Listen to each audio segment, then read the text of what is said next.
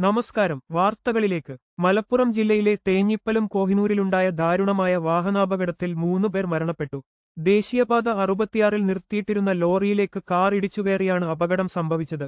2026 June 5 വെള്ളിയാഴ്ച പുലർച്ചെ 12 മണിയോടെയാണ് ദാരുണമായ ഈ സംഭവം നടന്നത്. കോഴിക്കോട് നിന്നും തൃശൂരിലേക്ക് സഞ്ചരിക്കുകയായിരുന്ന കാറാണ് അപകടത്തിൽപ്പെട്ടത്. തൃശൂർ പന്നിത്തടം സ്വദേശികളായ 40 വയസ്സുള്ള ഷഹീദ്, ഭാര്യ ഷഹീനയുടെ ബന്ധുവായ 26 വയസ്സുള്ള ജഹാന എന്നിവരാണ് മരണപ്പെട്ടത്. അപകടം നടന്ന സമയത്ത് പ്രദേശത്ത് ശക്തമായ മഴ പെയ്യുന്നുണ്ടായിരുന്നു.